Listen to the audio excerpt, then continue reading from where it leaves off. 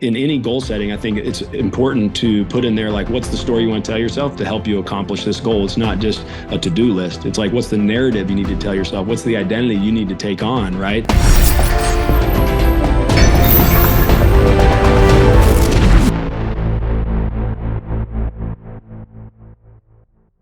I'm here today with Derin McMains, also known as Dmac, who is a former professional baseball player and a manager, and you are now the director of mental performance at a global cybersecurity company, ReliaQuest. Now, you, Derin, have built out mental performance and conditioning programs for the San Francisco Giants, the Seattle Mariners, and the University of Notre Dame. You're also the podcast host of No Show Dogs.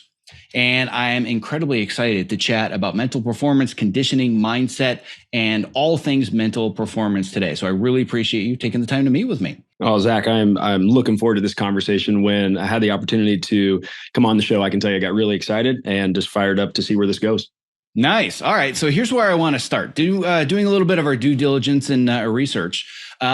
You've got a lot of acronyms after your name. You've got MS, you've got MA, you've got one I'd never seen before, and I went down a rabbit hole for like an hour on CMPC. So there's a whole lot of stuff we're going to cover, but the place that I want to start is, what the heck does it even mean to be the director of mental performance? How does it factor into all these various acronyms? And how does a baseball player work for a security firm? There's so many places to go with that question. So I think the best place to start is let's start with baseball player to cybersecurity company. So played professional baseball for 7 years, moved into coaching and managing, did that for 5 years in the San Francisco Giants organization. But it's during that time is when I realized the value and the importance of mindset and how it impacts performance. Because we would select the best players in the world. They'd all show up, look great in practice, and only 3 or 4 of those would really show up in the game. And that's when I really realized, wow, there's something to mindset. I knew it as a player. I'll be honest with you, Zach. Like when I saw a sports psychologist or someone that worked in mental performance, I avoided them like the plague. I wanted nothing to do with them. I thought, hey, that's where the weak go. And when I became a coach and a manager, I learned there couldn't be anything further from the truth, right? You don't have to be sick to get better. And it was when I went back to school to get my first master's, which is the MS, Master of Science in Psychology. I was trying to learn more about, hey, how can I just be a better coach? I figured it made sense to understand psychology. Then in the middle of that, I learned there's a whole field of sport and performance psychology specific to performance, right? And performance can be anything from sport, military, movies like you do, right? I mean, anything that requires some level of goal setting, self-talk, all those types of things, visualization. And so I thought, wow, okay, well, I want to go do that. So went and got a Master of Arts in Sport and Performance Psychology. Now I can tell you 2 masters does not equal a PhD. It means nothing. It's like, oh, cool, I just get more letters, you know? So a little disappointing. It looks good on LinkedIn. Well, thanks. Yeah. It's one of those things that you're proud of. And at the same time, when you write it down, you're like, do I need to do this? You know, and I always go back and forth between it. And then the CMPC is a certified mental performance coach, and that's through the Association of Applied Sports Psychology. And so that's our group that supports all of us to make sure you're getting, high quality individuals that have trained in the mental performance space and have, research-based practices behind it. And so that's kind of where all those letters came from. Now, how I got into cybersecurity. So when I moved in from managing and I went into mental performance specifically, again, I was like, man, I could really do something beyond just coaching on the field within these white lines. And San Francisco Giants came, asked me if I wanted to roll out their first mental performance program. I had no idea what to do. I'd played the game, I'd coached the game, and then I'd had this, educational background now. And I thought, okay, this is the best way to build a program. I tell you, I failed more than I succeeded. I was surrounded by a bunch of great people that made me look smarter than I am, for sure. I can confidently say that. But along the way, I think like anyone, you learn through all the mistakes that you make, And so from that, went into went from working with players to coaches. From coaches, I realized, wow, leadership principles kind of carry across, all walks of life. And then got hooked up with the founder and CEO, Brian Murphy of ReliaQuest in the end of 2018. And he is all in on mindset, understands kind of what it looks like to go from sport and how to bring it into the business, specifically the tech space. And so I consulted with him for a couple of years. And then after the crazy COVID season, was looking for I wanted to stay in the mental performance space, but wanted to do something a little bit more just me, right? And so I went and started my own consulting. And then from that, ReliaQuest said, Brian Murphy specifically said, hey, why don't you come join us full time and do for us what you did, Notre Dame, Seattle Mariners, and so on and so forth. And I asked him, I said, well, what do you think that looks like? He says, I have no idea. You figure it out. And I said, okay, so we've been doing that ever since. And I can tell you, like even when I started with the Giants a long time ago, a lot of mistakes early on, still making those today, trying to figure out the best way, how do you impact sales? How do you impact marketing? How do you impact engineers? How do you impact, our security analyst, right? Because they're all going to come at it from a different perspective, but the success principles are the same, but it's the storytelling that goes around it that paints it in a different picture that gets people to act, right? It's the stories that we tell people that ultimately get to the emotion, which ultimately leads to action. And so it's definitely challenged me in how can I be a better storyteller around these success principles that hopefully cause people to act and do the things that I know they ultimately want to do. Yeah, and not only is it about the stories that we tell other people, as I'm sure we'll talk a lot more about shortly, it's about the stories we're telling ourselves. Oh, right. Absolutely. So many stories we're telling ourselves, which even though I don't have all the letters after my name that you do, I can feel confident that a big part of mental performance and mental coaching is understanding all the stories and narratives that we tell ourselves. And one of the reasons that I'm really interested and excited to bring you into this space is I love the intersection of completely different areas and different industries where there are core principles that intersect. In your world of cybersecurity or sports or management or consulting, completely different than the creative space that I've lived in my entire career. But when it comes to core leadership principles, core management principles, core human principles to be better at your job, all those things intersect in all areas. And I find that if you just live in your own little silo, and I learn how can I be a better editor or writer or director or producer, the core human skills that are necessary are all over all the various industries. And you can learn so much from bringing other disciplines and having that cross-disciplinary conversation, which is why for anybody that's like, why is Zack talking to a guy that works in cybersecurity? This doesn't make sense. This is why we're talking to Derin, and this is why I'm so excited about it. You mentioned it. I mean, it is storytelling, right? And it is the stories that we tell ourselves they're so impactful, right? And that's where awareness comes in. It's, I can tell you a lot of times it's not the thing that bothers you. It's the story you tell yourself about the thing. That's what bothers you. And so a lot of times it is unpacking those stories that we're telling ourselves about those events, about those things that we can't control, right? And how do we tell ourselves a better narrative so we can control our response going forward? And you're right. It doesn't matter what industry you're in. This is a human thing, right? And how do we get better at understanding this piece of hardware and software inside our skull, right? How do we understand that better so we can leverage it for the good, right? So we can, kind of like I said before, do the things that we ultimately want to do, right? I think we run into those temporary emotions that keep us from our long-term commitments, right? And so it's like, how do we develop those mental strategies so we can push past those things and get to where we want to go? Yeah. So the plan here is there are so many different mental skills that we can talk about. There are processes. You have this process of setting smart ass goals, which even though the acronym is slightly different, you and I have a very similar approach to goal setting that I want to get into.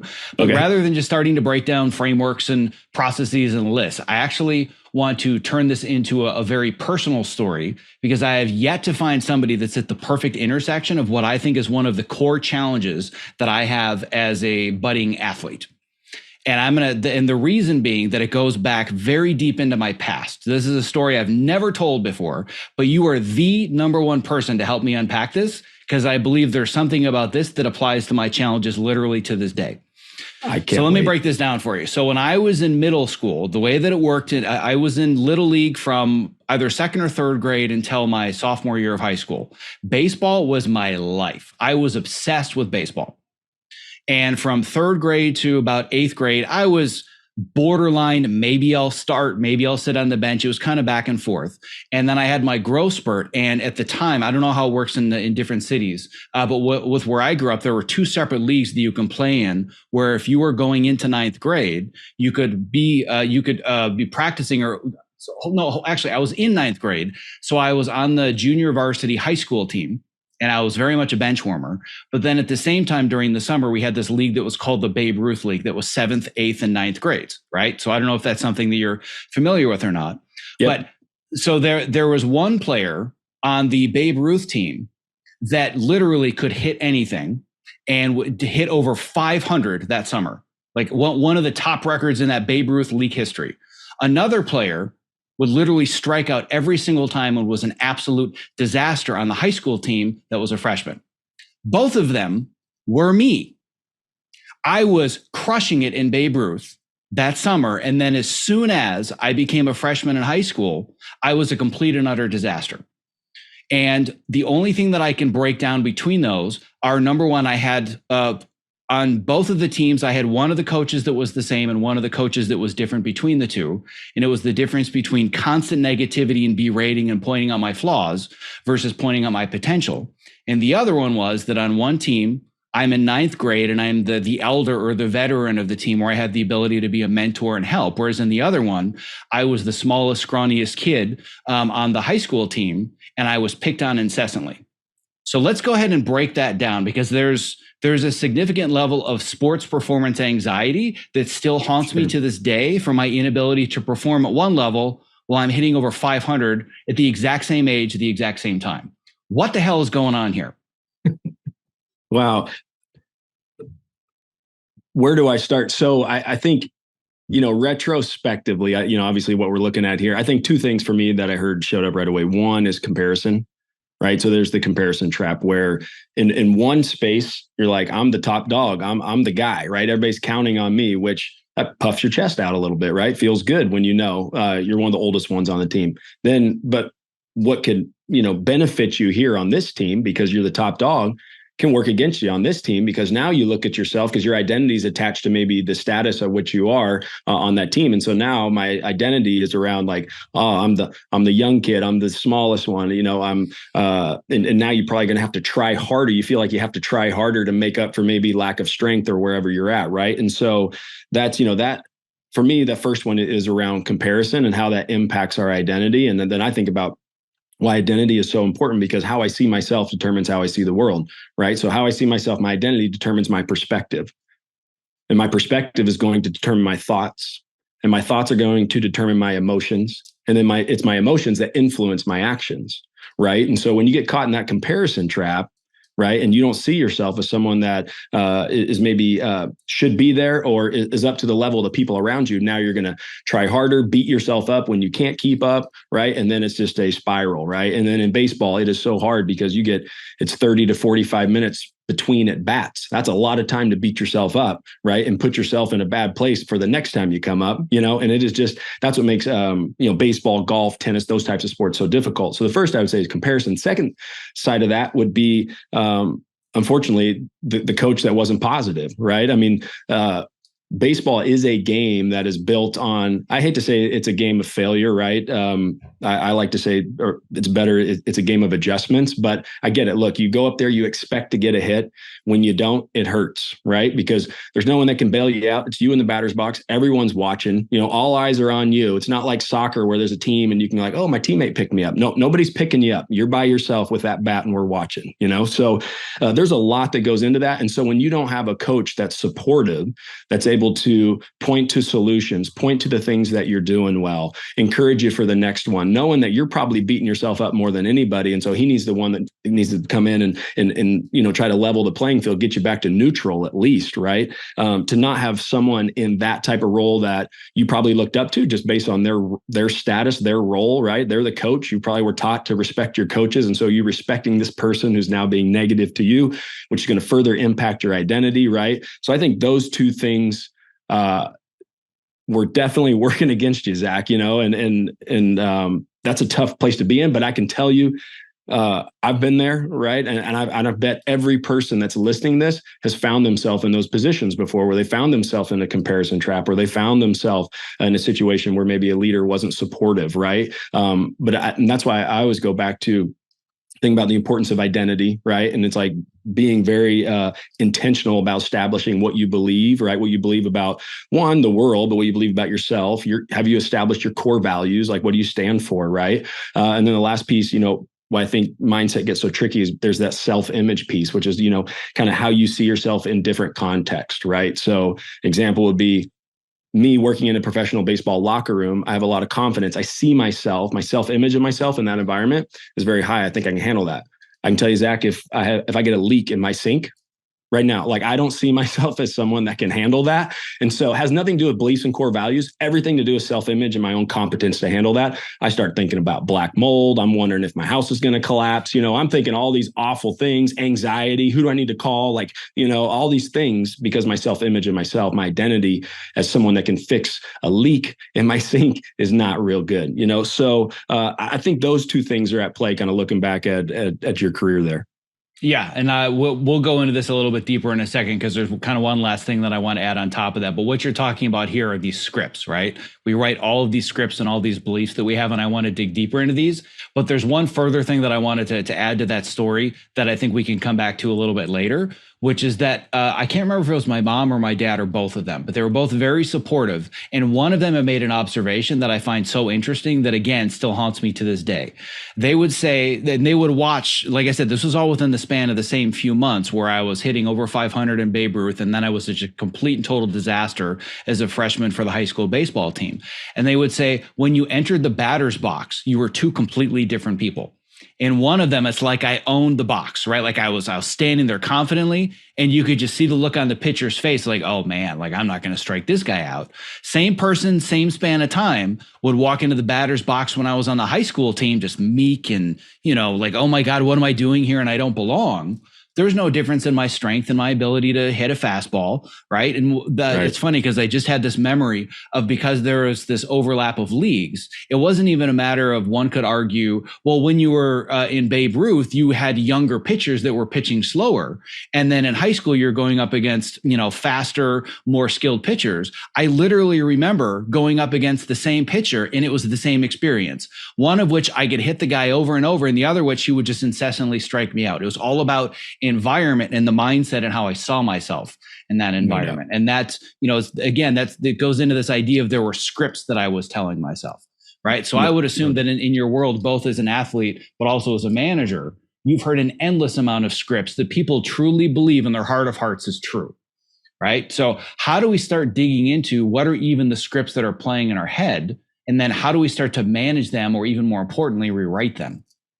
Yeah. Well, I think that's the importance of having a coach and having people around you that you trust and that have your best interest in mind, right? That's why it's so important to surround ourselves with other people like that. We weren't created to do this alone. We were created to be in community, right? And so it's like, how can I lean into others? And so that's why I would encourage others to, whether it's a teammate, whether it's a coach, whether it's a sports psychologist, mental performance coach, whoever it may be, but you do have to have a safe place that you can talk about that, right? Because you can't defeat what you can't define, right? Just like you can't develop what you can't define. You can't do it. And so it's like, hey, let's define the problem. What is the story? And this is the question I ask people all the time. Like, what's the story you're telling yourself, right? You tell me, like, what's the story you're telling yourself? What's the story you're telling yourself about consequences, right? Because I think you go into this at bat and you're like, if I don't get a hit, am I going to get cut? Like, is coach going to yell at me? Right. And so now you've already gone to the future, which means you've left the present. Your best performance is in the present moment. You're already thinking about consequences, or you're thinking about the past of like, well, I didn't do it that well last time. And then you kind of carry that with you. And that's why it's so important to find a way to be present in the batter's box when our stories aren't great, because our stories aren't always going to be great. There's numerous times I walked to the batter's box, not sure if I could do what I was doing. Then I got in there, took a deep breath. And that's why it's so important to understand the power of our senses, right? It's hard to breathe in the future, right? You can't smell in the future. You can't taste in the future. And so to really think about, as a baseball player, you got bubble gum, some chewed tobacco, whatever it was, but it's like really think about what that taste is. And that brings you right to the present moment, right? Because you're not thinking about consequences or past mistakes. You're just like, hey, this thing tastes pretty good. And then it allows you to let your subconscious take over and do what you've trained it to do, right? If I thought about how to ride a bike, which I know how to do, if I thought, all right, pick my knee up, put my foot down, flex my torso, I don't know what I'm talking about right now. If I'm thinking about how to ride a bike, I'm not going to ride it very well. I'm going to crash, versus I just pick out a target and I just go and I enjoy my, bubble gum along the way. And so I think about that, right? First, it's like, what are the stories you're telling yourself? Let's get a strategy that you can get to the present moment while you're in the batter's box, while we work on this story. And then it's as simple as like, well, what story do you want to tell yourself? What's true, right? Let's start there. What's true? And what's true is not, well, I'm never gonna make it. It's like, you don't know that. You could make it. You don't. So let's not like that's not even true, right? Well, if you look we're not looking at your past. Just because you didn't work out yesterday doesn't mean it can't work out today. Today's a new day, right? And so you start to unpack like what is true, and then the second thing is like what is helpful. Like let's tell ourselves a helpful story. What's most helpful? What's most helpful is I can go up there and look for a fastball to hit. Perfect. Let's just not worry about past. Let's just go. Hey, let's just go look for a fastball to hit, right? And then the last thing that I think is a good question to ask ourselves when we're trying to create a new narrative is like, what's kind? Like, what's just a nice thing to tell yourself, right? Because what I do know is I'm a lot nicer and kinder and more encouraging to my kids and to my wife and to my friends than I am sometimes to myself. And so I got to really check myself and go, hey, what's a kind? What's a true, helpful, kind story I can tell myself, right? That's not fabricated. I'm like, hey, I can do it's like, no, it's in the present moment, right? And it's based on the next thing. My past doesn't have to predict my future, right? My preparation is going to help predict my future. I'm not going to make sure I'm prepared, right? But these are all things that I think when we're creating a new story that it helps to just walk through it and talk through it with people. That's what I do all the time in my job. I, work with professional athletes and business executives a lot around, hey, what's the story you're telling yourself? I'll give you a quick story. I'm working with an NFL player recently, and he's defining his worth by how many sacks he gets. He can't control how many sacks he gets. He can't even control the plays that are being called. Sometimes it's not his job to run back, to go back and get the quarterback. Sometimes that's not his job. And so first, let's unpack that. Like, does it make sense to attach your identity to something you can't control? That's something, right? That is something that is performance-based. Because if we do, now we're setting ourselves up for this emotional roller coaster. And we know the highest performers in any industry, they're consistent. They show up every day, doesn't mean they're perfect, but they're consistent. You know what you're going to get from them. And so, hey, let's not attach our identity to something that we can't control, because then we're going to be riding this emotional roller coaster. And then the second piece of it for him specifically is like, well, what do you need to do? Right? Not what have you done or what do you need to do? And it came around this idea of I just need to play through the whistle. Like it was really, and it seems so simple. It took us a long time to get to that, but it was like, I need to play through the whistle. Like I'm not going to assume that somebody else is going to make the tackle. I'm going to play through the whistle. When the whistle blows, when the echo of the whistle blows, right? And I finish hearing that, the play is over. And it was amazing. Like it was that simple just to be able to turn something around on what his focus was. His focus went from how can I get a result that I can't control to something I can control where I can hustle through the whistle. Yeah, it's funny you bring that up, and I want to come back to this a little bit later because there's so many things to just unpack in what you said. But one of the things I know I want to cover before we finish is the Smart Ass Goals framework, because my framework is very dependent on, are you in the driver's seat with this goal? Are you in control versus are you not in control? And there are so many people that I talk to. And again, most of my clients, if not all of them, are in creative fields. I work with very few athletes, all the same problems, all the same stories, and they're defining themselves and their worth by the jobs or by the opportunities. You can't define yourself by that. You can, like you said, define yourself on the effort, whether or not you're going to show up every single day. How many outreach emails did I send, as opposed to how many jobs have I gotten, especially, given the current economy, that's much more challenging. But I want to come back to, there's two things in here that to me are the foundation of today's conversation.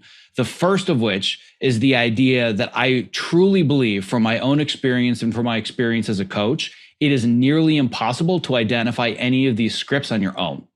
We are so bad as human beings at having any level of objectivity whatsoever, such that all the things that I find that I'm exceptionally good at for my clients, I suck at for myself. Oh my God, do I suck.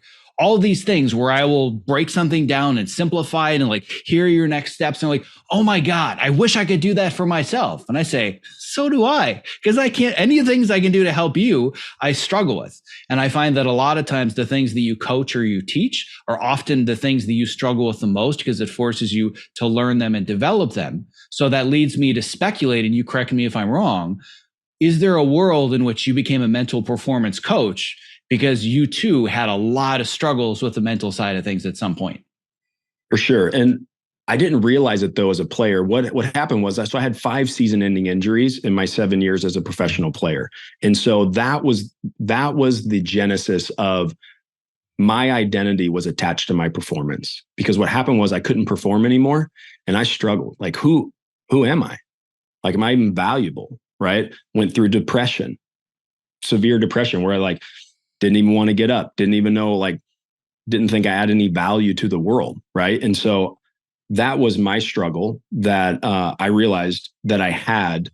It really benefited me. I'll tell you what, Zach, like, because when I was playing, like, when your identity's wrapped up in your performance and you're a good performer, it feels great. Right. I mean, let's be honest. And so I was lucky enough that I played well enough that it felt good the whole time. And then when I got hurt, guess what? I wasn't the same player that I was. So not only could I not play, but when I came back, I wasn't as good, and that crushed me. Right. And so trying to battle through that. I'm a perfectionist. And that's, I'm a struggling perfectionist. I say struggling because I know I am, and I always have to battle it all the time. And I call myself a recovering perfectionist. So we have a lot in common. Yeah, recovering is way better. I'm going to take that. So please, yes, as a recovering perfectionist, it's a constant struggle in really my daily life, right? And I've had I've been fortunate enough to have the experience that I've got to unpack it with some friends of mine to say, like, why do I feel like this? Because, and I've been able to go all the way back to, like, I'll tell you, when I was in the first grade, had an extremely terrible stuttering problem, could barely speak. Everyone would finish my sentences for me. It was extremely frustrating. And what happened was my parents went in, spoke with the school counselor, principal, I guess, whoever they spoke with, and they decided that, hey, we think his mind might be going faster than his lips can keep up, essentially. So they brought in, and I remember this clear as day, they brought in the school counselor, school psychologist.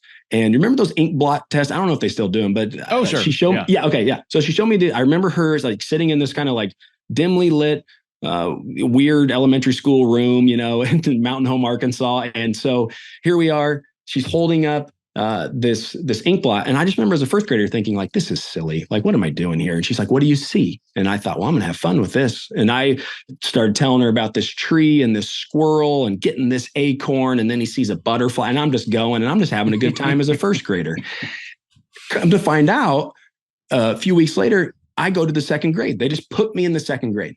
So I did the first and the second grade together. And I remember it being March 1st, because I remember walking in, and it was written in cursive on the chalkboard. And part of the assignment that day was to read cursive and write it in print. And I just remember looking, going, what is this? Like, I was just learning to read. Now this is crazy. Like, what is this? But I figured out it was March 1st because I remember seeing the 1 in the 1980 something, and I'm like, oh, that must be, I'm looking at the calendar on the wall. I'm like, oh, it's March, So then I felt really smart. But I remember people looking at me and going, oh, wow, like, he's doing really well. And so it kind of, what happened was my worldview became right away, the world is judgmental. Good or bad, it served me well in some areas. Honestly, as a recovering perfectionist, hasn't served me well. But, one of my earliest worldviews is that people are judging your performance. They're judging how you're doing in school. They're judging the way you speak. They're judging the way you play sports. And so I think that has helped me in a lot of areas be able to work in the professional sports industry for 23 years now. I think that's helped me because it's kind of my worldview, and I've accepted it, but it also shows up and holds me back in a lot of areas as well. Right. And so that's the thing that, again, but I only gained that awareness through others. And it was like, I remember laying on a table, guys working on my shoulder. So I've had 3 shoulder surgeries, 2 wrist surgeries. Those were my, some of my season ending injuries. And we're just having the conversation on, go back to some of your earliest memories. Like, why do you think that? Why do you think that? Well, where did that come from? And all of a sudden I get all the way back to, like, holy cow, man, my worldview was shaped as a first/second grader. And it's just kind of stuck with me this whole time. But again, grateful for it. And the key though is knowing it, because then I can fight it. Kind of like I said earlier, you can't defeat what you can't define. And I know that that's a thing that I struggle with. And so a lot of times I'll just tell it, hey, check me on this. Like, am I being a little too OCD on this? Am I being a little too perfectionist? You let me know if we can move on with this. Yeah, that's a question that I have to ask my team all the time. The number one thing that I'm told by my team or by other consultants or coaches is they say, slow down. And what would this look like if it were simple? Because I have a tendency to overcomplicate, overanalyze, and overthink everything. I'm the president of Overthinkers Anonymous, right? And I'm really, really good at helping other people avoid overthinking and simplify, but I can't do it for myself. And what I want to go back to, because my guess is this is something you've worked through. And if you haven't, then maybe we'll figure it out today. And it's total speculation. But what I'm curious about is that if we're looking at 7 seasons of you being a professional baseball player, 5 of those 7 ended in season-ending injuries. One could say that 1 season or 2 seasons, like, yeah, those are the breaks. It's bad luck. It's wear and tear on the body. There's got to be some pattern that has something to do with mental mindset or view to have 5 season-ending injuries. Did you ever dig into, is there something deeper to the injuries other than shit happens when you're a professional athlete? No, for me, it was, I mean, you definitely could trace it back to mindset for sure, but it was a byproduct of too much work. But why did I overwork? Why did I overtrain? Essentially, perfectionism, right? Attaching my identity to my performance. Like, it was always like, I don't know how this is going to work out, but what I do know is it's not going to be because of lack of effort, right? And that's why, like, hard work ethics, one of my core values. Like, I will always, I'll outwork it. Now, this is where, undisciplined strengths become our weaknesses. This is what happened, right? It's worked my tail off to get to where I was, but perfectionist tendency showed up, right? And then it's like overtraining led to shoulder injuries, right? And then once you get one in an overhand throwing sport, it's like now you're predisposed to get another one, which is something I learned along the way. And so overtraining after already having one shoulder surgery, not good. Then you get a second one, overtraining, even worse idea. So those were all things that you definitely could trace back to mindset and how it showed up. Yeah, and that's something that I've been digging into as well, because I certainly haven't used my shoulder to the extent that an overhead throwing person that does it professionally would. But in about 5.5 years of training for Ninja Warrior, it's all kinds of swings and throws and climbing. And I mean, you're in this position for half the day, right? And my body wasn't built to have that level of mobility if I decided to start training at the age of 38 and I'm now in my mid 40s, right? So one could argue, oh, well, yeah, it's just inevitable that would happen. But when I look at the timing specifically of the second injury, it was a lot more than just, oh yeah, shit happens. But the shortest version is that about a year into the training, I got a slap tear, which for those who don't know, basically there was a crack in the cartilage, which is kind of like the cup that holds the shoulder in place. And I rehabbed and really built the strength and the mobility just to kind of hold it all together, which to this day I still have to be careful about. But then the second one was I tore the tendon that connects the anterior deltoid to the bicep right here, right? The bicep tendon? Is that the bicep tendon? Yeah, exactly. Yeah. So the bicep tendon. But the reason behind it, and this is where I want to dig into this a little bit further. And there's going to be a little bit of backstory. So I'm, like I said, I'm basically stealing a free coaching session with, a world performance expert in sports, but I think it's going to be really beneficial for the audience. We've gone now back to the sports performance anxiety, where the script is when the game is on the line, I choke. Right. That was my experience. And that was the script that I was taught from my coaches and from all the players on the team that would incessantly pick on me when I was a freshman in baseball. I should have been a star. I was the big name in the Babe Ruth League, but I'm actually a failure. And when the pressure's on, I choke. Right. So that was the script that was really written into my mind when I was 12, 13 years old. Then I start practicing American Ninja Warrior and training in it for years. And I really excelled at the training side of things because, like you, I have a work ethic to a fault. Where for me, it was, I'm going to show up. I'm going to be the most consistent person. It wasn't, I'm going to be the best ninja. For the group that I was training with, I was usually the worst one from a skill set perspective and from a strength perspective. But I just kept showing up. And the other component in my mind was, I'm going to find the limit every single exercise. We would do 16 exercises, alternating pushing and pulling. And I was always the one that found the limit. So even though I wasn't the best or the strongest, I was the one that inspired everybody else to find another rep or two, because they're like, well, Jesus, if he can do it, we can, right? So in training, I really excelled. All of a sudden, you put me on the stage, and I mean literally on the stage in the Superdome, 24 cameras on me, choked. To the point of, I got to the starting line, I looked down and I said, oh shit, which one is my right foot? Because I'm supposed to start with my right foot on this kind of one specific exercise, an obstacle I trained on over and over and over, totally choked. And at the time, I didn't understand what happened, but then I started to break it down and I'm like, oh, this is about all that bullshit when I was a freshman in baseball, isn't it? Right? So that actually happened twice, 2 years in a row. And then just this year, I got the call not to be on the show, but to actually be an obstacle tester, which means that through all of my networking abilities that I teach my students about every day, I got in with all the producers of the actual show. And it just so happened they built the real obstacles for the show 10 minutes from my house. There's this warehouse where they had basically the entire course that you would see on TV was in a giant parking lot. And they sent me a calendar and a schedule, and they said, you are welcome to come test anytime you want. You can come to Universal Studios and test before the show. It was like, this is my dream come true. For 5 years, I've trained for this. I hurt myself 3 hours in on the first day, and I don't think that's a coincidence. Oh, man. That makes me sad. I'm kind of sad first before I even want to say anything. I was so excited at where this story was going because I'm thinking, me too. I'm like, I can't wait to hear how you worked on all these obstacles. Yep. I did 3 obstacles in 3 hours, woke up the next morning. I couldn't lift my arm past this, and it was stuck here for 2 months. And in those 2 months, all the things that you talked about as far as the depression and the identity issues, like my what I do for a living and how I make money is not wrapped up in being an athlete the way that yours was. But still, there's a large part of my identity, and I've been sharing this story with people for years, that it just felt like I'd failed myself. I'd failed everybody else that was counting on me. And it was really debilitating from a mental perspective, but I'm still convinced to this day that injury was not an accident. We could go through the mechanics of how it happened. Sure. And if you looked at the mechanics, you'd be like, it's pretty obvious how you tore your shoulder. Like, Ninja Warrior is not built for the faint of heart, and it injures a lot of people. It's like, I got injured doing CrossFit. Well, that's not really, that's not a mystery how that happened, right?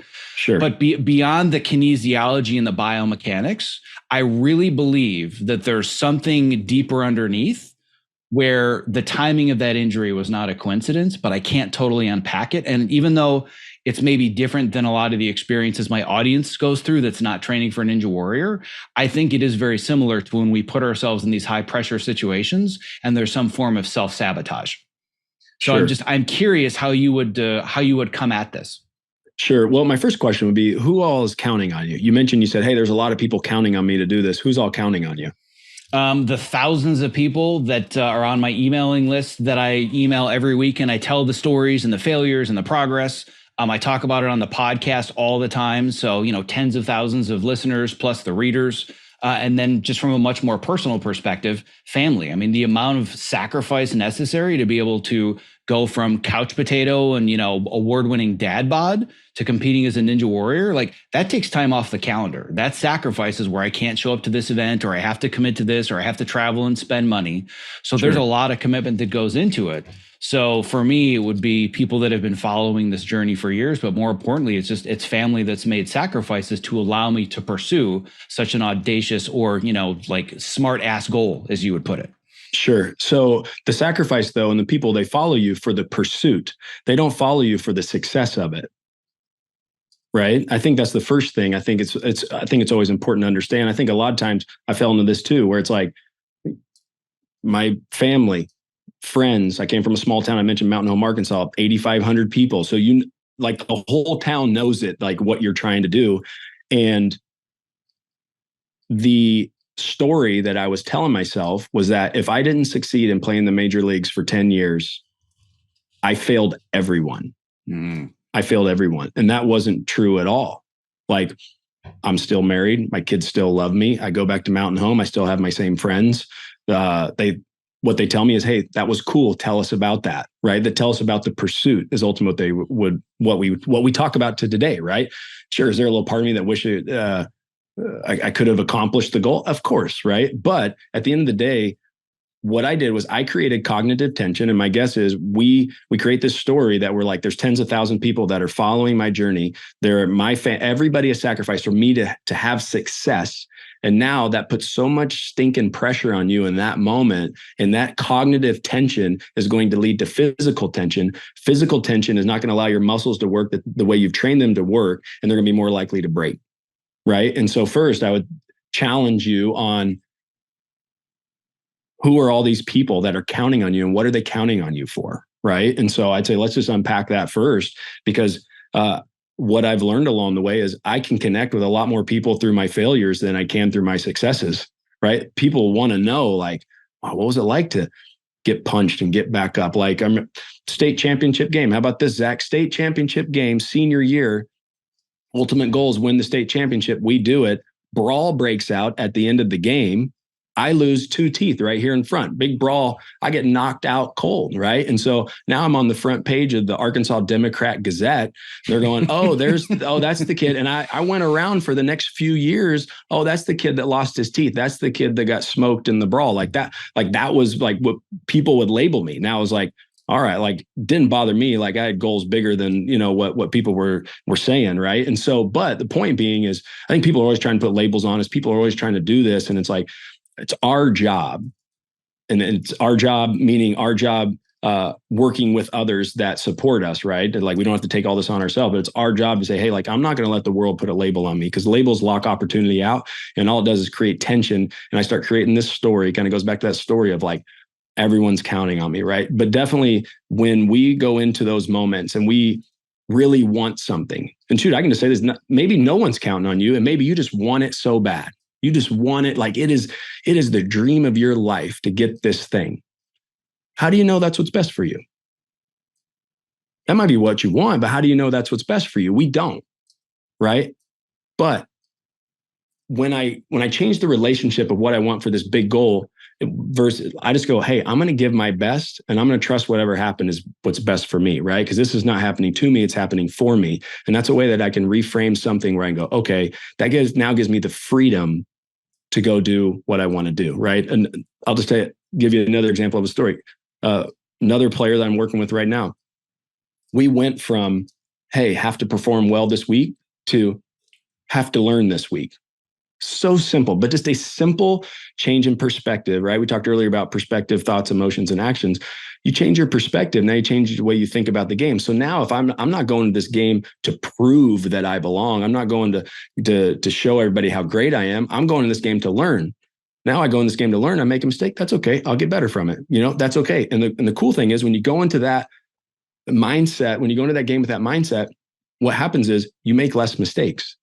You're now more free when you play, right? You have more freedom to express yourself in whatever you're doing, because you know that this moment is just a part of your journey. It's not the defining moment, right? And so I think just being able to step back, right? And I can't even imagine like them putting that opportunity 10 minutes from your house and you thinking like I have arrived, right? And the way you were talking about it, I was lit up with you. I was following you. I'm like, yes, this is going to be awesome for Zach to be able to go and do this. And so I can't even imagine how excited you were. And probably you wanted it so bad. You're like, this is it, and I think it's just that moment of like created so much tension because you wanted it so bad. Tension being cognitive tension, turned into physical tension, made your muscles more tight, which ultimately led to injury, right? And I can tell you, guilty as well, right? It's like I wanted to be a Major League Baseball player, right? And so I overworked, overtrained, wanted it so bad. I get so tight in there. I wanted it so bad.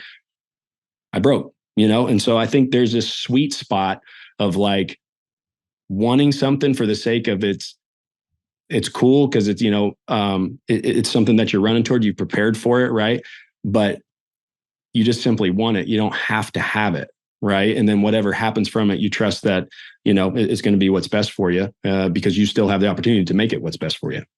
Yeah, I think that's a brilliant way to break it down. And just to add a further layer to the actual physical tightness of it, I agree with everything that you just said. And that's actually deeper than I've ever really gone and analyzed this. Now, to add a couple other layers on top of that, it was 50 degrees. It was outside. It was drizzling. I had fallen in the water 3 times and I'd been standing there like this, waiting for my turn to go again. And then I do an 8-foot lache holding a rope onto a small platform with a jarring motion on the shoulders. Right. So just that in and of itself, those are the conditions to tear a muscle. But I truly believe that much deeper than just the environment, it's exactly what you said. It's the cognitive weight or pressure. And if it's the idea of, well, all these people are counting on me, logically, I'm totally with you. It's the journey. It's the pursuit that inspires people. And nobody ever said, oh, you mean you didn't succeed? God, what a loser. Right. I mean, right. I've built my entire business on vulnerability in the pursuit. But Jesus, wouldn't it just be nice to actually like accomplish the goal and just like have a nice little coat at the end of it and say, I also did it. And I know that you can very much relate to that, where it's like, yeah, you were in the major leagues for 7 years. But when the vision is, I want to be successful in it for a decade, there's that little cherry that you didn't get to put on top of the sundae. Right. Yeah. So that's that just emotionally, it's so much harder to accept that, where logically, I'm totally on board with your argument. Emotionally, there's still a part of me. It's like, yeah, but right. I wanted that so bad. So I know that you can relate to that. And the piece of this that I want to dig into a little bit further is where you talked about this idea of performing versus learning. So just as a quick shameless plug, I did another podcast recently about something that's called the performance paradox. It's a new book out from the author's name is Eduardo Briseño. And he is basically the protege of Carol Dweck, who literally wrote the book on mindset called Mindset. And I see you shaking your head. You're like, yeah, of course I know Carol Dweck and mindset, because it's probably a foundation of a lot of the work that you've done. So I wanted to dig a little bit deeper into when it comes to these stories or this worldview. I think it's imperative for anybody approaching any goal. It doesn't matter what field it is. It doesn't matter if it's creative, if it's athletic or otherwise. If you don't understand the difference between fixed mindset and growth mindset, and you don't understand how much control you have over the perception of the world, you're going to fail before you even begin. Absolutely. That Carol Dweck's work is the foundation of everything I do. And I would venture to say most every mental performance coach, if they're not operating that way, they're not a very good one. And so even at ReliaQuest, the cybersecurity company, it is the foundational book, right? Mindset by Carol Dweck is the foundational book, because I haven't read a self-improvement book really that doesn't reference growth mindset at one point throughout it, right? They just might reference it. And I think she coined it back in the 70s was when she coined that term. But it truly is what I think is the unlock for performance, is to understand, like, I'm not here to prove myself. I'm here to improve myself, right? Seems so simple. Simple's not easy. We know that. But that's why I always go back to like mental training, because we need to be reminded more than we need to be instructed, because the world tells us if you don't win the championship, you failed. If you don't hold the trophy, you lost. If you don't get the job, if you don't get, if you don't get the part, you failed, right? That's not the case, right? We're in a marathon. What I know is you and I are still breathing. We're still moving. The sun's still planning on it rising tomorrow, And so that's what I do know. And so even though the biggest failure, I've survived every biggest failure of my life. And you have too, because we're sitting here talking about it, right? And I know everyone listening to this has also survived the biggest failures of their life. They might be at the bottom of the valley now, but that doesn't mean they can't take a great step today, right? And that's what I think the genesis of a growth mindset is all about, right? And why it's so important, because we need to be reminded that, hey, regardless of what happened yesterday, today's a new day. And what are you willing to do to get that thing? And that's why, you mentioned smart ass goal setting a few times. Like, that's why it's so important to have goals, because that directs your focus, right? That directs your eyes, which ultimately guide your steps and your thoughts. And so when I think about helping athletes unlock the growth mindset, it's, eye rolls at the beginning, right? Because what happens is they get paid for results. Plain and simple. If I don't perform, I don't get paid. And I say this all the time. There's a difference between what matters and what's helpful. What matters is you perform well, 100%. I'm not going to argue that, because if you don't perform well, you don't have a job, right? That matters. But what's helpful is not thinking that if I don't perform well, I don't get my job, right? And so what's an alternative? That's what we're talking about. Like, what's a perspective? What's a way I can view this competition? What's a way I can view this practice? Or what's a way I can view this session that's going to allow me to bring my best self to it? And the way that I got to view it, my perspective is like, no matter what happens in this moment, I'm going to be better because of it, because I'm going to learn. But the only way I can get everything out of it is if I put all of myself into it. I'm vulnerable, right? I put everything I have into it. If it doesn't work out, that's okay. Sun will rise tomorrow. I'm going to try again, and I'm going to learn from it. And so having that mindset, right, really unlocks for a lot of people the freedom to create, the freedom to perform, whatever it might be, knowing that this is not, again, kind of, what we said before, this is not a defining moment. It's just a refining moment. And whatever happens from it, I'm going to be better because of it. Well, I know that one of the things that I've realized with the fixed mindset or the growth mindset, and I'm very much now of the growth mindset. But one of the challenges that I had, and it comes from a place of tremendous privilege, but I grew up intelligent and I grew up getting good grades and I grew up succeeding all the time. So the fixed mindset was, I am a smart person and I succeed, right? That's just what it is. And I'm sure you see the same thing with athletes where they're just born with aptitude and talent, right? And that's great until it isn't. Until there is a failure, or until there's some, whether it's a performance goal or a new skill that they can't acquire. It's not about, I need to learn this. It's a matter of, oh, well, I can't do this, or their entire identity is shattered. Because I remember, I don't remember exactly how old I was, but it probably wasn't until my mid-20s where I had to face my like first real legit massive failure. And I realized I've never been taught to manage failure. I've just, it's failure wasn't even an option. Like, sure, there were failures along the way and failed tests and this and that. But by and large, there were a lot of success markers until I realized nobody ever actually taught me how to deal with failure. And as much as I would have thought I had a growth mindset, I had a completely fixed mindset. And the success came from, well, I just succeed and I'm just smart and I'm just, I scholastically achieve things, until I realized that that was actually more of a crutch and more to my detriment than allowing myself to fail and learning how to manage that failure, which is then when I discovered the growth mindset. And I'm like, oh, now I get it. And I would guess you see that with athletes all the time that are naturally talented, but that only gets them so far. For sure. Yeah. Routinely, I think this is probably the most consistent one, because they've always been big fish, small pond, right? And then all of a sudden they get in the ocean. And now it's like, oh, shoot, everybody's good. Like, talent is no longer a separator. Talent is the baseline. Like, everybody's talented. Now, what are you going to do? How are you going to separate yourself? And that's, honestly, where mindset shows up. That's where, being intentional in your nutrition, being intentional in your sleep, being intentional in how you recover, being intentional in your work, right? And that's where, like, the intentionality of like, hey, how can I take my strengths and make them super strengths?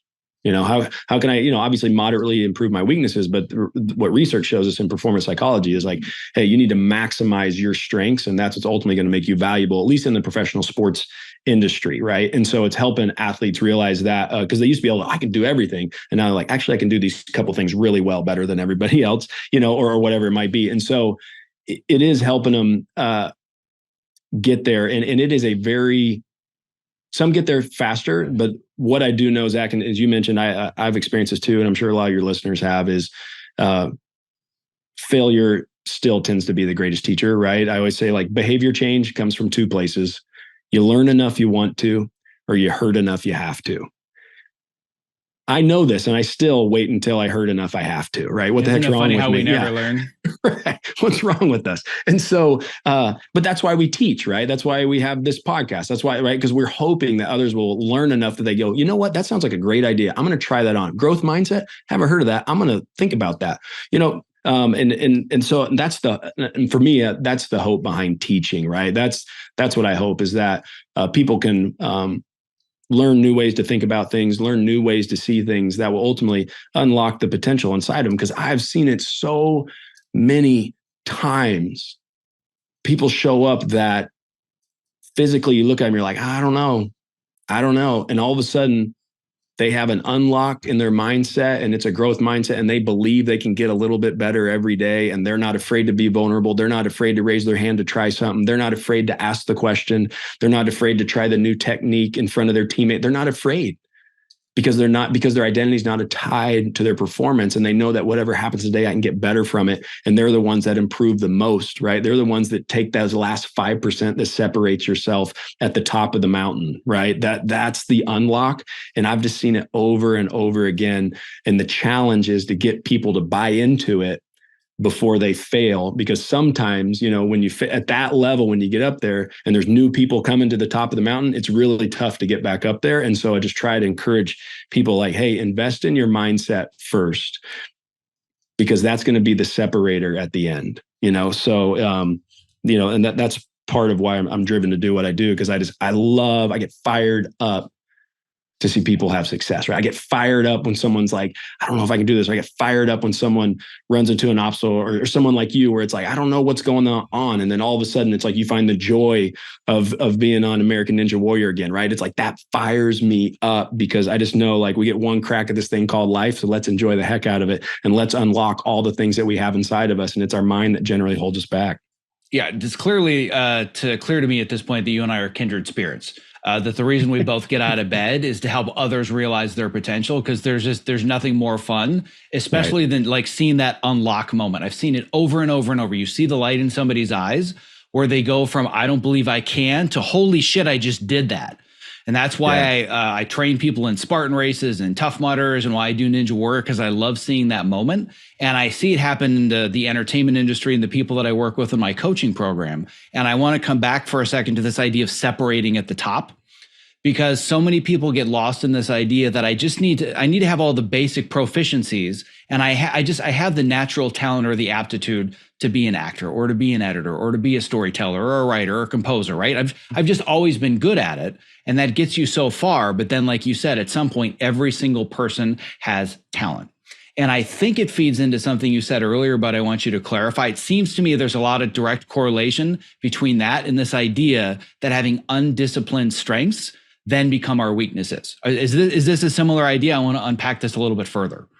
Yeah. I think so. It's because what's happened, at least, speaking from personal experience and also experience working with others, it is our strengths that get us to this place, right? It is that thing that gets us there. And I think what happens is we lean too heavily in an area that maybe we don't know how to utilize it, right? Like again, going back to perfectionism. Look, like there is a healthy amount of perfectionism that goes into high performance for sure, right? It's like, I don't accept good enough. Good enough is never good enough. But there is a point when you get to the top where it's like, and again, this is the art of, I think, high performance. High performance is not a science, it's definitely an art, because the art of it is, there is a level that is good enough. What is it? I don't know, right? I don't know what it is for some people, but I do know that an approach where like, I'm just going to outwork the whole thing all the time, every day, that'll make you break. I do know that, right? And so I think when people get to the top, like how do you separate yourself at the top is you got to keep climbing, even if there's not a top, right? It's like, because I worry about when athletes go, I just need to stay here. I'm like, oh, we're in trouble.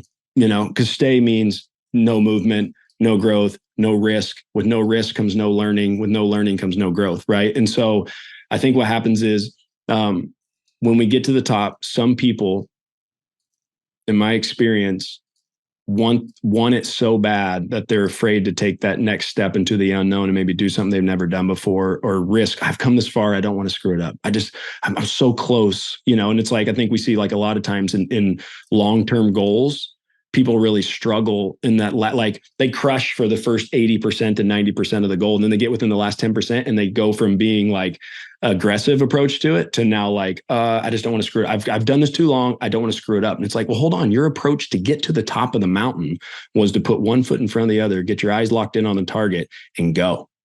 And now you're at the top and you're just like, I don't, I hope, I'm just going to try to hold on here. It's easier to climb than hang on. That's what I tell people. And so I think that's why vulnerability shows up at the top. Like, I think it's the creatives, the performers, even athletes too, coaches, the coaches that are vulnerable enough when they get to the top to say, I don't know, try something new, to ask for help, collaborate. Well, it's always been me. Well, go collaborate now. That's going to make you even better, And so I think it's those people that are willing to be vulnerable. That's what I've seen, at least in professional sports, is if you want to separate yourself, vulnerability tends to be the separating point. And again, that kind of goes back to identity, right? It's like you can't attach yourself to your performance, because then it's really hard to be vulnerable, right? Because then you're going to say, I don't know. And if you don't know, what does that make you, right? And it kind of gets all sticky again. And so that's just what I would say is kind of like that last piece that helps those at the top separate themselves and continue to grow and continue to improve, because, industries are changing, methods are changing, people are changing. And if you don't stay vulnerable and on the backside of that courageous, right? Those two go together. If you don't stay vulnerable and courageous, it's going to be hard to stay and keep climbing at the top of the mountain. Yeah, the simplest version to that is I want to put 17 exclamation points after the importance of being vulnerable. I can't emphasize that enough. I tell that to my students all the time, that if you're trying to keep up this facade of I never make mistakes and I'm great at what I do and I don't want to share that I'm struggling, you're not going to be able to surround yourself with the right people, with mentors, with advocates, with coaches, with trainers, right? And you're not going to be able to move forwards because you're just stuck in that fixed mindset. and I'm not willing to grow. So I'm going to put exclamation points on that. And I could talk about that for hours, but I have two more things that I want to dig into. So I'm going to kind of frame both of them and we can dig into them one at a time. I now want to dig a little bit deeper into this kind of smart as goals framework that we keep kind of talking about. And then I want to talk about what I believe is of all the, and I hate using the term soft skills, but I want to start there because people understand what a soft skill is. I prefer to call them human skills. But I believe that one of the most important human skills for success is presence. And I know that's something that you emphasize tremendously as well. So I want to talk a little bit more in kind of the final part of this conversation, understanding what presence really is and how to practice it is a skill. No different than if I want to learn the piano, learn your scales. If I want to learn presence, I don't know what I'm supposed to do. So I want to get there as part two. But I want to talk about goal setting, and I'm gonna do my best to not turn this into a TED Talk. But I have a feeling that you and I feel very similarly about goal setting, which is that when I started to learn the science and the psychology and dig into all the goal setting over and over, I see SMART goals, SMART goals, SMART goals. And my feeling on SMART goals is they're great if you're a corporation that wants to set quarterly objectives. If you want to achieve something amazing, SMART goals are boring as shit. And to me, it doesn't cover nearly enough. It isn't inspiring enough. But the other problem I have with this goal setting framework is that the next step after what do I want to achieve, what goes on my to-do list and where do I get started? And I tell everybody the key to achieving your goals before you do a single thing is asking yourself the question, what is stopping me from achieving the goal and identifying your obstacles? So let's dig into your smart ass goal setting framework, because I think you and I have a lot in common with how we approach goals. Then I want that to lead towards the necessity to have presence to then achieve these goals. So let's talk some smart ass goals. Smart ass goals. So smart ass goals. So I'll spell it SMART. I think you got that part. AS is how we spell ass, right? And so obviously when you say smart ass goal setting, people pay attention, right? So that's part of it is like, hey, how can we make this sticky? That was honestly part of it. But the most important piece of it is the AS stands for adversity steps. Like identify the adversity, right? You know what's holding you back. You do.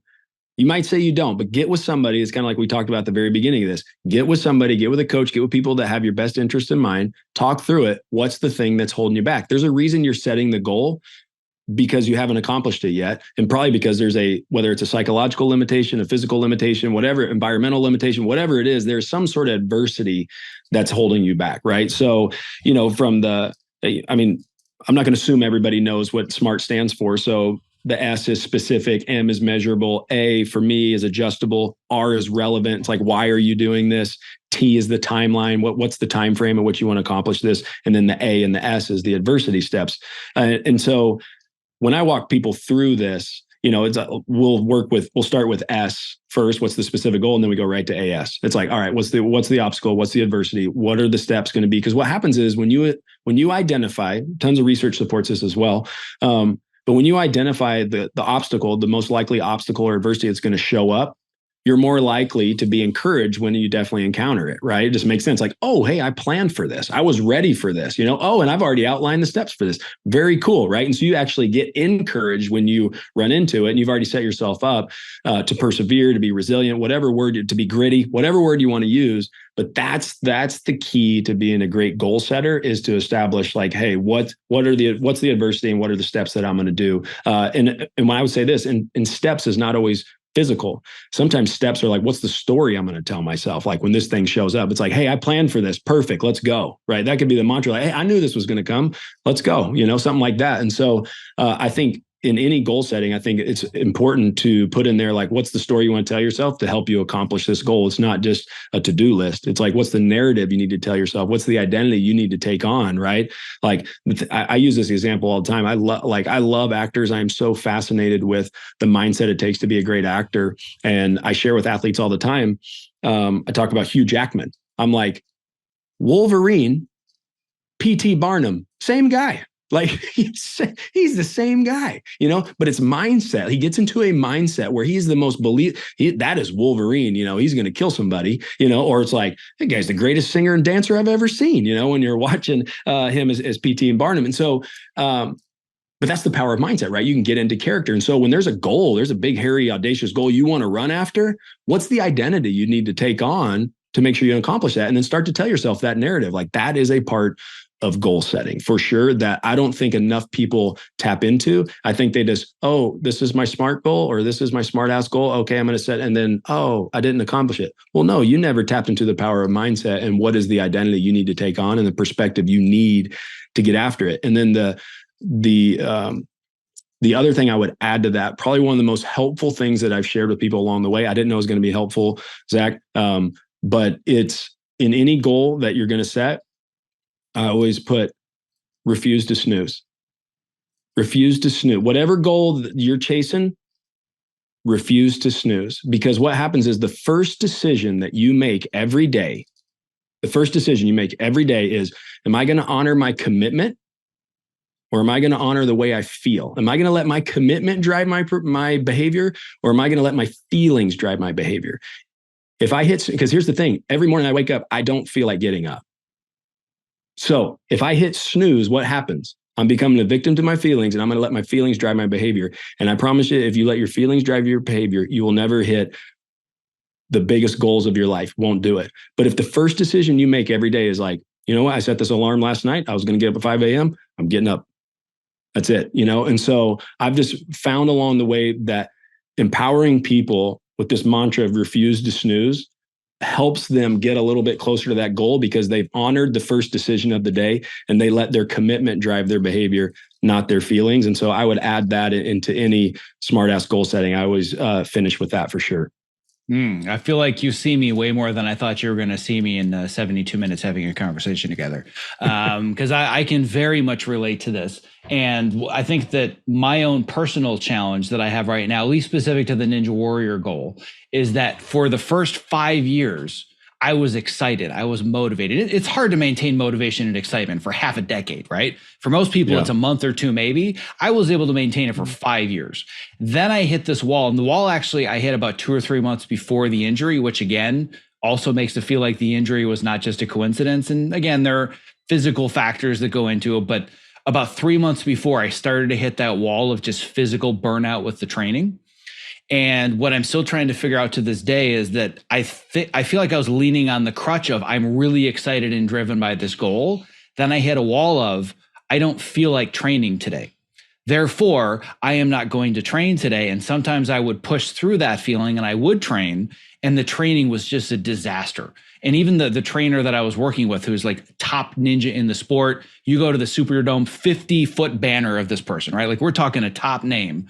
And even she would be like, what's going on? Like you're not yourself. Like I wasn't pushing and I just wasn't really present. And like I said, I want to get to presence in a second. And it was just a matter of I didn't feel like it anymore. So what I want to do is I want to look at the balance between this idea of refusing to snooze, because right now I'm more in the snooze mentality than I would like. I'm not snoozing for an hour, but I hit it once or twice in the morning. And there is a level of that's not who I was before the injury or before I hit this wall of burnout. But then isn't there also a flip side to the argument, which is that if I had listened to myself more when I felt the burnout coming, would I have avoided the injury the way you would have avoided your injuries because you were working through it so hard? So I'm not disagreeing with the refuse to snooze mentality. Sure. But aren't there both sides to this argument? 100%, right? And honestly, I think probably in most of the things that you and I have talked about, there are two sides of it, right? Which kind of goes back to that art of high performance, because I've been around a few high performers where they couldn't have a care in the world. Their workout routines are very, I would say, unintentional, uninspiring. Those are few and far between, but I have seen those. And it's like, wow, that works for that person, because if they put too much focus on, and if they really knew what they were doing, I don't know if they could perform that well, right? And it's, I've heard some people say it's like, hey, let them stay stupid, right? Let them stay stupid. They don't know. Just don't mess them up. Like, don't let them know how good they're doing. Just, And so I've definitely seen that side of it for sure. And I would agree with you that there are times, right? It's like we should obviously listen to our bodies. I definitely would never, discourage someone to do that. But I do know that it's discipline that ultimately leads to devotion, right? I think sometimes it's like, well, it starts with desire. And it's like, yeah, it does start with desire, but desire to me is more emotional, right? Versus like, don't wait until you feel like you want to do something. If you say like, yeah, that's the thing I want to do, then just start with discipline, right? And discipline is just making yourself do it, right? And I wish there was a simpler way, or I guess an easier way to be able to do that. When we talk about refuse to snooze, what I always have someone do is put their phone on the other side of the room, or in another room, because it literally forces you out of bed to go turn off the thing, and you're like, golly. And then you're, generally the people that I work with are cursing me under their breath at 5, 6 a.m. They're like, I don't know why I agreed to this. But what it does do, right, it's that discipline that ultimately leads to devotion, which then leads to desire. If you really think about it, like cold tubs, like I love cold tubs as an athlete. I did it a lot. Don't do it as much now, just because I don't have the training room that somebody sets it up for me, honestly, but I always loved it. But it started as a discipline because it's painful. And then I did it so much. I was disciplined to do it so much that it then became a desire. I started with discipline, but later it's like, I kind of miss that. I kind of miss the way it made me feel, and then all of a sudden it's like, now it does become emotional because I was so disciplined that it just became something that I wanted to do. And so that's how I guess that's how I would position right around the refuse to snooze, right? Where like what we're trying to do is say, hey, if this thing's important to you, then let's stay locked in on it. Fully commit to it, see what happens, right? And let's honor the first commitment of the day that you made the night before. Yeah, and I completely agree with you that there's always going to be two sides to it. And I would say that shortly before the latest injury that I had, I knew something was coming. I knew it was time for me to step back and slow down. And I could just feel, I felt different. I just felt heavier and I felt more sluggish. And I didn't have the same spark or the same sharpness with a lot of the precision moves. So I don't think that there's any doubt that partially led to what happened with the injury. So as far as the refuse to snooze mentality, if we're going to use that as the framework, it was that to a T. But I also know that where I am now, I'm like, I could use a little bit more of the refuse to snooze, right? Like if I've settled a little bit too much into taking a break from the training and slowing down. So again, it's not an all or nothing. It's a little bit for me more of a spectrum, and I'm closer to one end of the spectrum, which is you could hit the snooze button less and you could have more discipline. Versus before, it was way too far on the extreme end of no matter what, doesn't matter how I feel, I am going to push through and I'm going to make this goal happen, which I believe partially led to the result. And that's where I want to come to what I believe is one of the most important human skills that we need to cultivate, which is presence. And I know the presence is a big thing for you. It's one thing to just understand what presence is. It's wholly another to ask, how the heck do I actually develop presence as a skill? So I'd like to close out today talking about the importance of presence and how we develop it. This is the magic, right? This is the magic. And it is so difficult. I'm going to get to it in a moment, but it is so difficult because it's that thing that when you're searching for it, you can't find it because you're trying so hard for it. And then when you realize you're in it, you leave it because you're now aware of like, this is what it's like. Oh shoot, I just left it. Gosh, dang it. So it is the space to be in. This to me goes back to goals because let's talk about flow state, right? Flow state is, you got to really have three things to get to the flow state. Clear, specific goal, right? Clear, specific goal with a finite outcome, right? That's first and foremost. Second, this clear, specific goal with a finite outcome has to be challenging enough that it stretches you. Like there's a chance that you might not accomplish it, right? And so think about this. Clear, specific goal, finite outcome, challenging just beyond your comfort zone, and you get immediate feedback on how you're doing, right? So for me, the perfect space to find this is like someone that's rock climbing. Rock climbing is almost like the perfect thing. And I'm sure you've experienced this as someone who's trained as a ninja warrior. It's clear, specific goal to finite outcome, definitely challenging beyond your comfort zone, a little bit beyond your comfort zone. And I'm making progress, like immediate feedback progress the whole time, right? And so one, I think it's first helpful to understand what are the things necessary to achieve a flow state, right? And so now, since I know that, well, where do you want to experience presence? Where do you want to experience flow, right? Because to be fully present, it's kind of leads into flow. They're kind of like, back and forth there. So one, it's like clear intention. What's the clear intent? And the clear intent can't be a result that's future focused, right? So it can't be like, I'm going in to get a hit. right? In baseball, like I'm already in the future, right? I'm going in to get a fastball, like, because that's going to happen. He's going to throw. Right now I'm in the moment because I'm looking for something that's going to happen in this moment, right? And so I think, like, in any environment though, it's like, what's the intent of what you're trying to do? Is it challenging you? I think a lot of times, I talked about the comfort creep before, where it's just like, we think we want to be comfortable, right? But that our best life is not found being comfortable. Our best life is found just beyond our comfort zone. Why? Because that's how we find a flow state.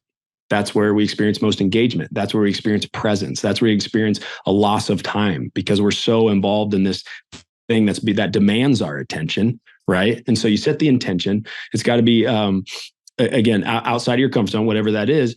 Hardest part though is like this immediate feedback, like how you're doing, right? Because sometimes it's like, for me, I think about, I can find presence in a lot of different places. I can find it parenting my kids.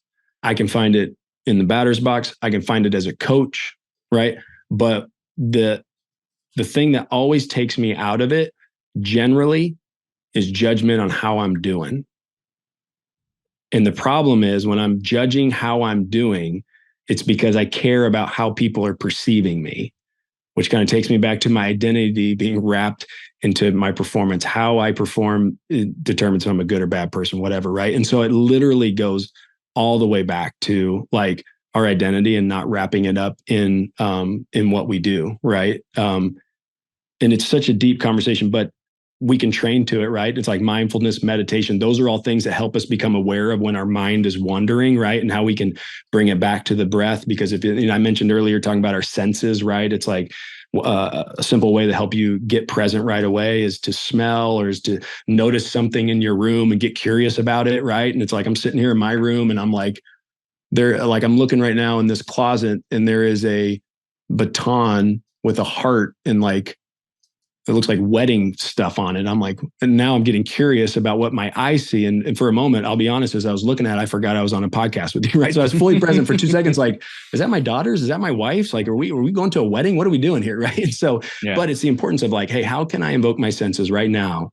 Because I can only experience things like with my senses in the present moment. And so I think that's just a tool that people have. And training to it just means I encourage people, again, I do this at ReliaQuest, or even with football players in practice sometimes. It's like, you can get a Where's Waldo book, right? Or you can, hey, sit in an office room, like find something that other people haven't seen, find something you've never seen before. Hey, what's a smell like in here? Be careful with that one. But, especially after lunch. Yeah, totally. But it's those simple things. And then once people go through it, then you say, hey, how did you experience that? Right. I think that's why people love coloring books, or why, Where's Waldo works, because it's like clear, specific goal, the finite outcome, right? Challenging beyond our comfort zone. Everybody looks like Waldo in this picture. Where the heck is the guy with the glasses, And then I'm getting feedback. Well, he's not on the right side of the page. Is he down here? And I'm doing, and all of a sudden 12 minutes has passed before I find this little guy, And so those are exercises that, again, train the skill to teach you like